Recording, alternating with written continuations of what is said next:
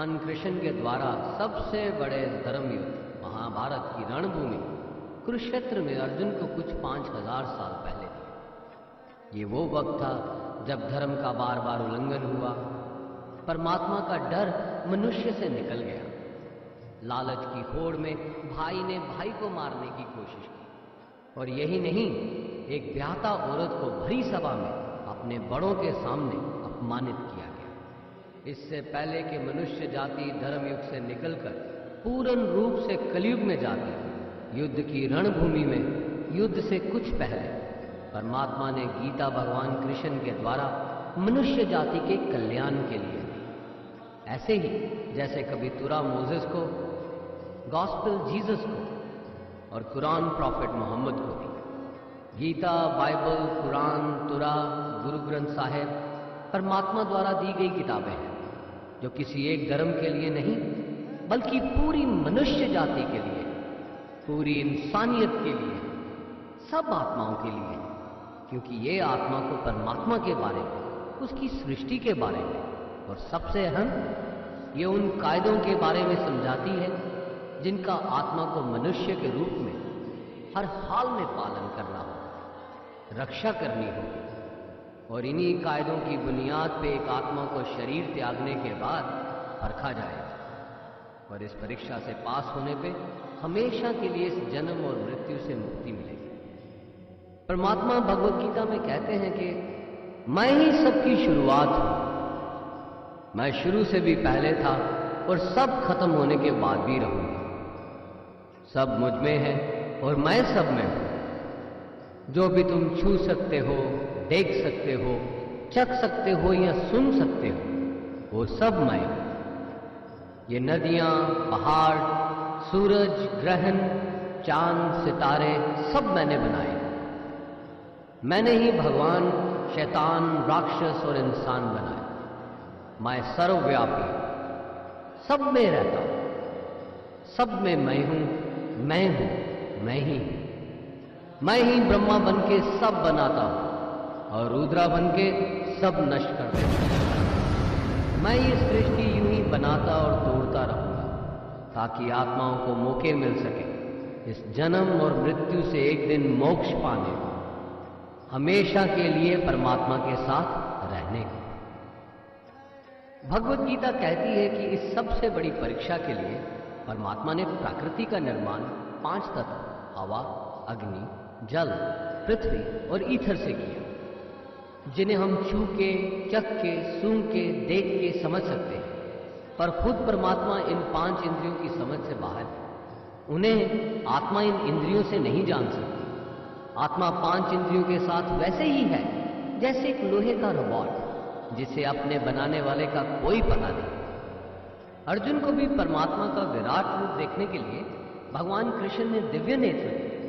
भगवत गीता समझाती है कि आत्मा अजन्मी है, इसे कोई मार नहीं सकता, कोई जला नहीं सकता, डुबा नहीं सकता, काट नहीं सकता। लेकिन आत्मा को परमात्मा के साथ हमेशा रहने के लिए ये परीक्षा रूपी जीवन में बैठना ही पड़ेगा। इस परीक्षा के लिए परमात्मा से बिछुड़ के आत्मा को पृथ्वी पे किसी न किसी रूप में जन्म लेना पड़ता है, और 88 करोड़ योनियों को जीने और भोगने के बाद एक आत्मा को मनुष्य का शरीर और दिमाग मिलता है।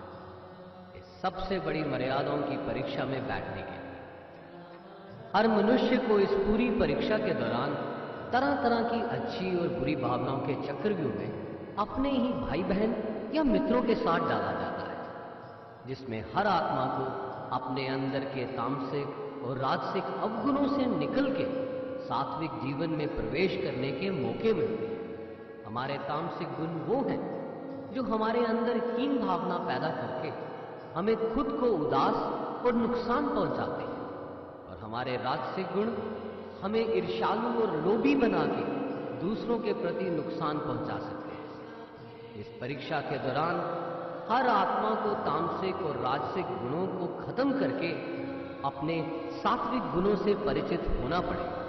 सात्विक गुण वो हैं जो आत्मा को अपने आसपास की हर चीज से जोड़े और उन्हें प्यार करना सिखाते हैं। परीक्षा के दौरान हर आत्मा को जीवन के चारों स्तर, धर्म, अर्थ, ज्ञान पाके ही मुक्ति मिलती है। यही वो द्वार है जिन्हें समझ के ही आत्मा परमात्मा को समझ सकती है। पहला द्वार धर्म का है और शेर इसका प्रतीक है।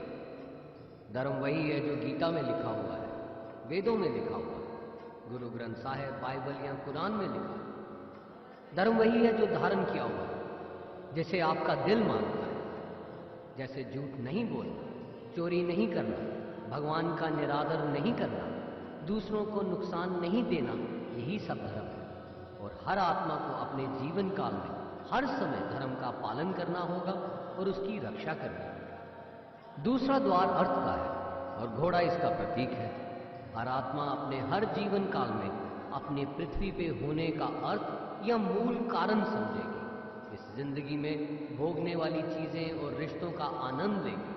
अच्छा बेटा या अच्छी बेटी, अच्छा भाई या अच्छी बहन, अच्छा पति या अच्छी पत्नी बनके हर दुनियावी रिश्ते पर खरी उतरेगी और इस परीक्षा को पास करेगी। तीसरा द्वार काम का है। भगवत गीता समझाती है कि हर मनुष्य के अंदर काम, क्रोध, लोभ, मोह, अहंकार और ईर्ष्या जैसी 6 भावनाएं हमें अपने और दूसरों के प्रति नुकसान पहुंचा सकती है। इन भावनाओं को हर मनुष्य को हमेशा अपने नियंत्रण में रखना होगा, क्योंकि इनके बहाव में किया हुआ कोई भी काम हमारे जीवन भर की परेशानी का कारण बन सकता है और एक आत्मा संतोष और सादगी से इन भावनाओं पे हमेशा के लिए विजय पा सकती है। चौथा स्तंभ मोक्ष का है और हाथी इसका प्रतीक है। इस परीक्षा रूपी जीवन में हर मनुष्य हर समय कुछ इच्छाएं रखता है। कुछ इच्छाएं एक ही जन्म काल में पूरी हो जाती हैं, पर कुछ अधूरी रह जाती हैं और उनके पूरा होने के लिए आत्मा को वापस पृथ्वी पे आना पड़ता है। भगवत गीता समझाती है कि हमारी इच्छाएं ही मूल कारण है हमारे पृथ्वी पे वापस आने का, और अगर हम कोई भी इच्छा ना रखें तो हम इस जीवन और मृत्यु से मुक्त हो सकते हैं। ये द्वार माफी का भी है। जिन्होंने आपके साथ बुरा किया उनको माफ करके और जिनसे आपने बुरा किया उनसे माफी मांग के मुक्ति पाई जा सकती है। जब तक आत्मा इन चारों दरवाजों धर्म, अर्थ, काम और मोक्ष को समझ नहीं लेती, तब तक आत्मा को बार बार इस मनुष्य रूप में आना ही पड़ेगा। परीक्षा का समय खत्म होते ही आत्मा शरीर और अन्य सब वस्तुओं का त्याग कर देती है। जो भी संसार में रहकर बनाया वो अब किसी और का होगा और आत्मा अपने कर्मों के फैसले के लिए चली जाती है। आत्मा के अच्छे बुरे कर्मों का हिसाब होता है। अपने अच्छे कर्मों के लिए आत्मा कुछ वक्त के लिए स्वर्ग और दुष्कर्मों के लिए नरक में चले जाती है। नरक में आत्मा को अपने पापों के अनुकूल सजाएं मिलती हैं, पर सजा खत्म होने के बाद आत्मा को फिर से एक नया शरीर और नया दिमाग मिलता है इस परीक्षा में फिर से बैठने के लिए। और हर परीक्षा में वही सब फिर दोहराया जाएगा, जिंदगी के 4 स्तंभ धर्म, अर्थ, काम और मोक्ष को समझने के। हर जन्म में अपने कई जन्मों के कर्मों के हिसाब से हर आत्मा को कभी अच्छे और कभी बुरे हालातों से जाना पड़ता है, लेकिन जब तक आत्मा परमात्मा के साथ योग को नहीं समझ लेती वो मुक्ति नहीं पा सकती। भगवत गीता समझाती है कि मनुष्य अपने शरीर, दिमाग या दिल से भगवान को पा सकता है। शरीर द्वारा किए कर्मों के माध्यम से परमात्मा को पाने को कर्म योग कहते हैं। ऐसे कर्म जो परमात्मा की इच्छा से हो और दूसरों के कल्याण के लिए। अगर आपने इसे पसंद किया तो इसे औरों को बांटिए, ताकि सब आत्माएं अपने यहां होने का मूल रूप समझ सकें और इस जन्म और मृत्यु से मुक्ति पाके हमेशा परमात्मा के साथ